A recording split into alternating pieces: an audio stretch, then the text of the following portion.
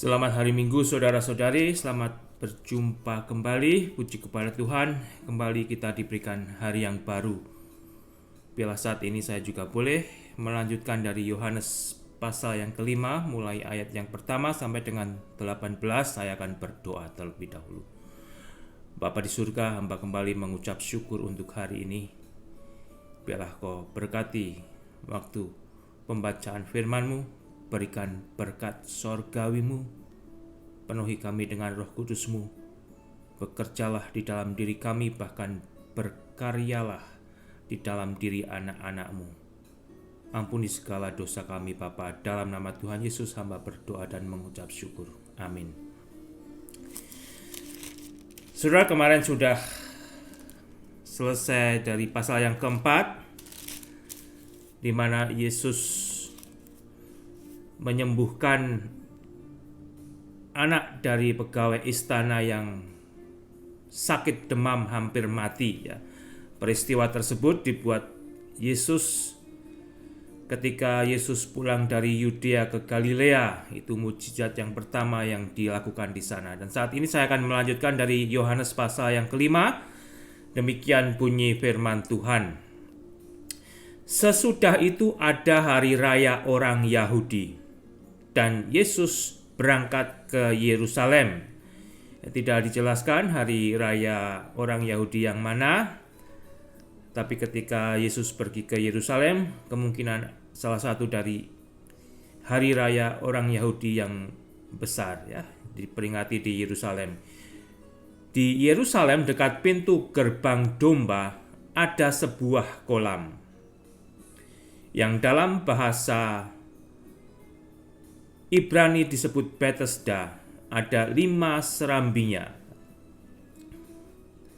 Tempat ini sudah ditemukan oleh orang-orang yang melakukan ekskavasi, jadi pengedukan untuk mencari tempat-tempat kuno. Jadi tempat yang disebut Bethesda dengan 5 serambi ini juga sudah ditemukan oleh mereka. Jadi kisah ini ada. Dan di serambi-serambi itu terbaring sejumlah besar orang sakit, orang-orang buta, orang-orang timpang, dan orang-orang lumpuh yang menantikan goncangan air kolam. Kalau Anda perhatikan, orang-orang buta, orang-orang timpang, orang-orang lumpuh, orang-orang yang memiliki penyakit cukup parah, bahkan parah. Sebab sewaktu-waktu turun malaikat Tuhan ke kolam itu dan menggoncangkan air itu, barang siapa yang terdahulu masuk ke dalamnya sesudah goncangan air itu menjadi sembuh, apapun juga penyakitnya. Tidak ada penjelasan yang lebih jelas lagi tentang bagaimana ini terlaksana. Dari antara orang buta, orang timpang, orang lumpuh, mereka istilahnya harus berlomba. Harus saling berlomba, dan yang nomor satu yang bisa masuk ke kolam itu ketika kolam itu digoncangkan oleh malaikat Tuhan, dia yang akan mendapat kesempatan untuk disembuhkan. Perjuangan yang tidak mudah. Ayat kelima, di situ ada seorang yang sudah 38 tahun lamanya sakit. 38 tahun lamanya sakit. Jadi sakit ini bukan penyakit yang dibuat-buat, bukan penyakit yang pura-pura, tetapi sudah 38 tahun orang ini mengalami sakit ini. Tetapi orang ini tidak putus asa untuk tetap berada di situ, berharap agar suatu saat dia bisa nomor satu masuk di kolam itu ketika kolam itu digoncangkan oleh malaikat Tuhan. Itu satu pengharapan yang luar biasa. Semangat yang luar biasa meskipun sudah 38 tahun ia menderita sakit dan sampai saat ini dia belum berhasil untuk menjadi nomor satu masuk di dalam kolam itu. Satu karakter yang luar biasa, yang tidak menyerah. Entah bagaimana isi hatinya, ya,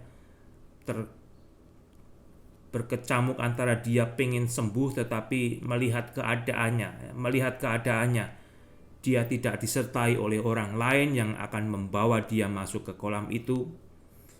Mungkin dia berharap suatu saat itu kolam ini sepi, tidak ada orang lain dan hanya dia sendiri, dan mungkin ya waktu itu dia akan bisa disembuhkan. Ayat ke-6, ketika Yesus melihat orang itu berbaring di situ, dan karena Yesus tahu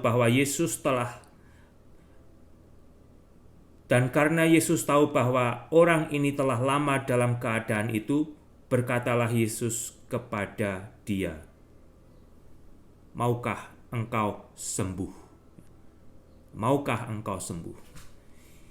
Yesus berkata kepada seorang yang sudah sakit selama 38 tahun ini, "Maukah engkau sembuh?" Seolah-olah pertanyaan apa ini? Dia kan di situ mau mencari kesembuhan. 38 tahun. Tetapi mungkin ada orang sakit yang tidak mau disembuhkan. Yesus bertanya, "Maukah engkau sembuh?" Jawab orang sakit itu kepada Yesus, "Tuhan, tidak ada orang yang menurunkan aku ke dalam kolam itu apabila airnya mulai goncang. Dan sementara aku menuju ke kolam itu, orang lain sudah turun mendahului aku." Mungkinkah jawaban dia penuh dengan frustasi? Aku ini sudah sakit 38 tahun dan aku tiap hari kemari dengan harapan aku bisa sembuh. Aku bisa menjadi orang yang nomor satu untuk masuk ke dalam kolam itu ketika kolam itu digoncangkan oleh malaikat Tuhan dan aku sembuh. Siapa yang tidak mau disembuhkan Tuhan? Mungkinkah Anda saat ini juga telah mengalami penyakit, bukan hanya 5 tahun, 10 tahun, bahkan 30-an tahun atau 38 tahun seperti orang ini. Sudah ke dokter, sudah kemana-mana, bahkan mungkin tidak ada biaya. Perhatikan apa yang dilakukan Yesus di sini.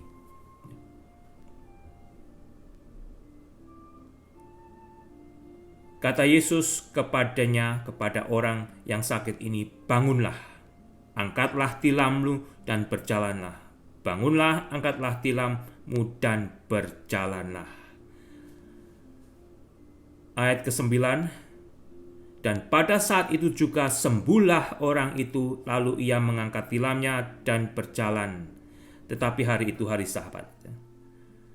Dan pada saat itu juga sembuhlah orang yang sudah sakit 38 tahun itu, lalu ia mengangkat tilamnya dan berjalan. Orang yang sudah sakit 38 tahun itu percaya akan perkataan Yesus.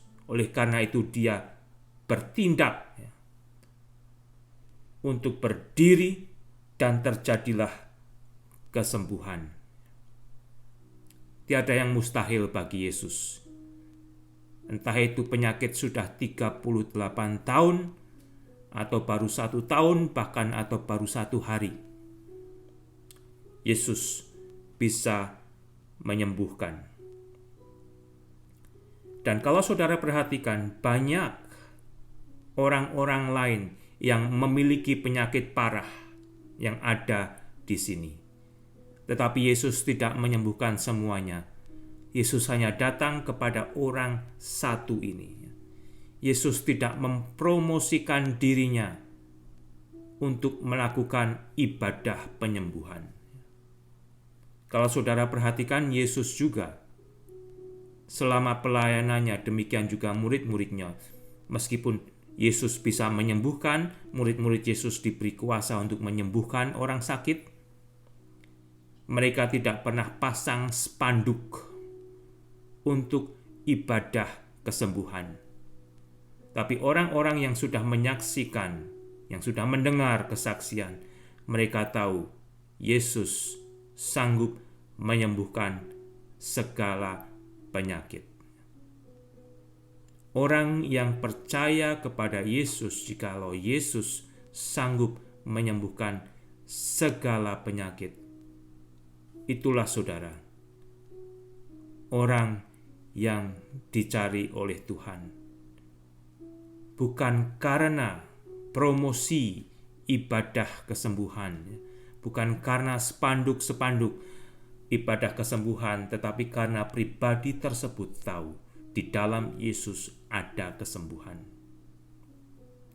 Karena di antara ibadah-ibadah kesembuhan ada yang mendramatisir, ada krunya, ada sebagian yang memiliki anggota-anggota untuk membuat suasana ibadah kesembuhan itu seolah-olah tambah emosional. Anda yang tidak tahu tidak perlu tahu, tetapi Anda yang tahu bertobatlah, karena itu tidak demikian yang Yesus kehendaki. Yesus bisa menyembuhkan siapa saja, asal dia percaya dan kesembuhan itu terjadi sesuai dengan kehendak Tuhan. Yesus bukan jini yang seperti dalam film Aladin itu, minta apa, tidak. Tetapi apa yang dilakukan Yesus adalah sempurna. Jikalau Yesus menyembuhkan orang, dia akan sembuhkan. Tidak perlu diseret-seret seperti di kebaktian supaya sembuh. Berdiri, berjalan. Tidak perlu demikian. Yesus sembuhkan, akan sembuh seperti orang ini, saudara. Perhatikan baik-baik. Peristiwa ini terjadi di hari Sabat.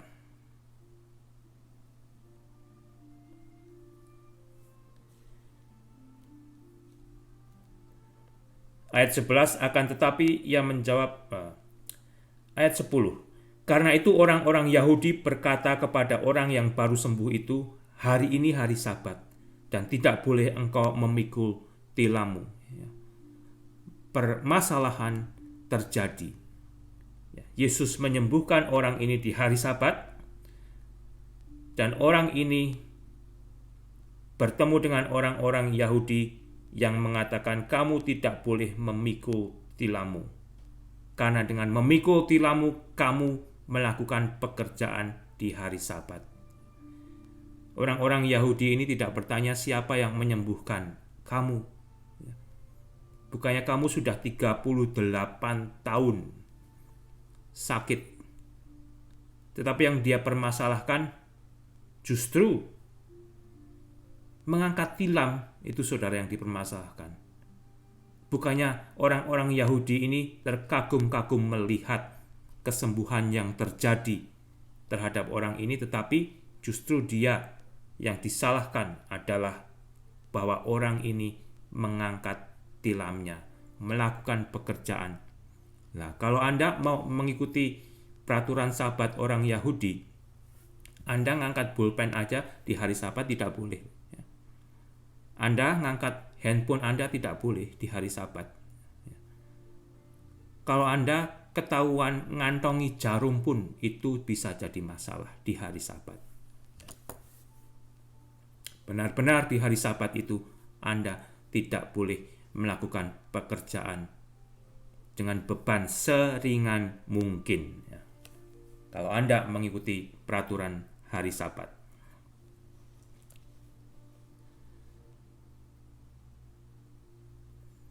Akan tetapi ia menjawab mereka, orang yang telah menyembuhkan aku, dia yang mengatakan kepadaku, angkatlah tilammu dan berjalanlah.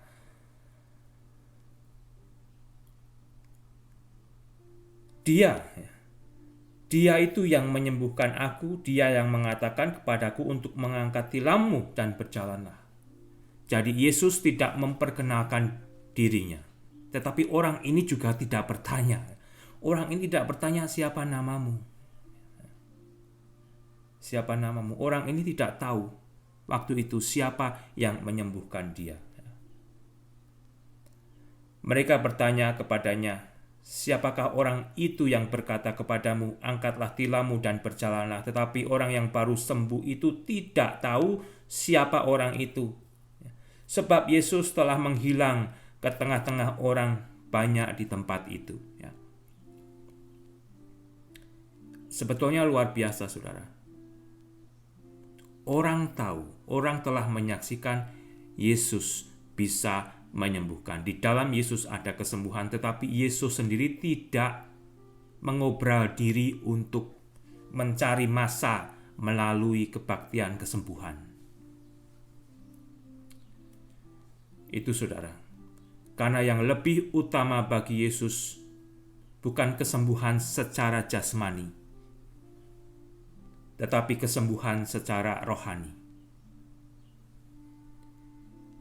Orang yang datang kepada Yesus untuk disembuhkan jasmaninya, tidak semuanya mau disembuhkan rohaninya. Bagaimanakah dengan Anda? Anda yang datang kepada Yesus mencari pertolongan, mencari kesembuhan. Sudahkah rohani Anda terlebih dahulu disembuhkan oleh Yesus? Itu. Yang lebih utama daripada kesembuhan jasmani adalah kesembuhan rohani. Bukan suatu rahasia lagi jikalau Yesus bisa menyembuhkan segala penyakit jasmani. Tetapi yang paling penting bagi Anda, ketahuilah, kesembuhan rohani itulah yang Yesus utamakan. Karena kesembuhan rohani akan membuat Anda bertemu dengan Allah dan dilahirkan baru untuk percaya kepada Yesus jikalau Yesus itu adalah Mesias, Kristus yang diurapi Allah, seperti yang Dia nyatakan kepada perempuan Samaria itu. Yesus telah menyatakan bahwa dirinya adalah Mesias. Di dalam Yesus ada kesembuhan rohani, di dalam Yesus ada kesembuhan jasmani, tetapi yang lebih utama, sudahkah Anda disembuhkan rohaninya oleh Yesus di dalam Yesus? Ayat 14, kemudian Yesus bertemu dengan dia dalam bait Allah, lalu berkata kepadanya, "Engkau telah sembuh, janganlah berbuat dosa lagi supaya padamu jangan terjadi yang lebih buruk." Melalui perkataan Yesus ini, kita tahu orang yang sakit 38 tahun ini sakit karena perbuatan dosanya. Di dalam Alkitab Anda akan bertemu orang-orang yang sakit yang disembuhkan oleh Yesus. Seperti ini salah satunya adalah karena perbuatan dosanya, tetapi tidak semuanya orang yang sakit karena dosanya, tidak semua orang yang sakit karena dosa orang tuanya. Tetapi di bagian ini, orang ini sakit karena dosanya. Jangan Anda sakit karena dosa Anda. Kalau Anda sakit karena dosa Anda, mintalah disembuhkan oleh Yesus. Dan kalau Yesus sembuhkan, jangan ulangi lagi. Karena akan terjadi hal-hal yang lebih parah. Lebih parah dari 38 tahun yang sudah dialami. Ayat 15, lalu orang itu keluar menceritakan kepada orang-orang Yahudi bahwa Yesuslah yang telah menyembuhkan dia. Akhirnya orang itu tahu jikalau Yesus yang menyembuhkan dia, dan dia menceritakan kepada orang-orang Yahudi. Tidak tahu kenapa dia menceritakan kepada orang-orang Yahudi, tidak dijelaskan dengan jelas, tetapi yang kita tahu bahwa dia ditanya oleh orang-orang Yahudi, siapa yang membuat kamu itu mengangkat tilam? Ayat 16, dan karena itu orang-orang Yahudi berusaha menganiaya Yesus. Karena Yesus melakukan hal-hal itu pada hari Sabat. Yesus dimusuhi oleh orang-orang Yahudi sendiri. Yesus sendiri mengatakan nabi tidak dihormati di negerinya sendiri. Yesus tidak diterima oleh kaumnya sendiri. Justru Yesus dimusuhi. Mereka adalah para pemimpin-pemimpin agama Yahudi. Mengapa Anda sebagai seorang pemimpin agama akan memusuhi Yesus? Adakah Anda memiliki kebencian, kecemburuan, dan alasan lain yang tidak bisa melihat jikalau Yesus itu adalah Mesias yang diurapi Allah? Hati-hati, ya, hati-hati. Hati-hati sebagai pemimpin agama kalau Anda memusuhi Yesus tanpa melakukan riset, ya, tanpa melakukan studi. Ayat 17, tetapi Yesus berkata kepada mereka, perhatikan saudara, 17 dan 18. Tetapi Yesus berkata kepada mereka, Bapakku bekerja sampai sekarang, maka aku pun bekerja juga.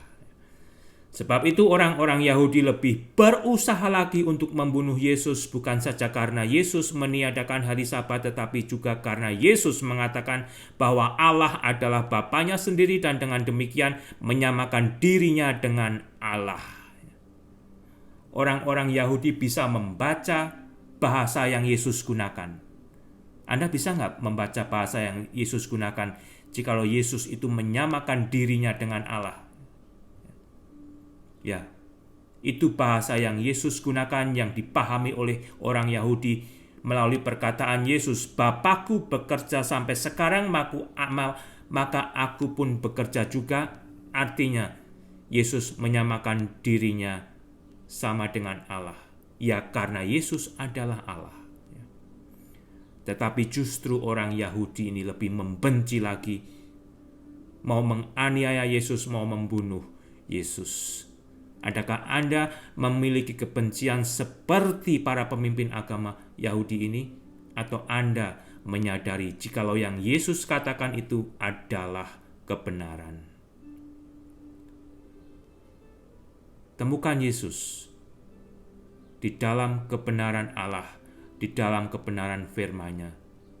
Jangan hanya membenci Yesus di dalam kebutaan Anda. Alkitab ini terbuka untuk dipelajari, dan Alkitab ini kembali sudah lebih dari cukup untuk mengajar Anda, untuk membuat Anda mengerti tentang siapa Yesus.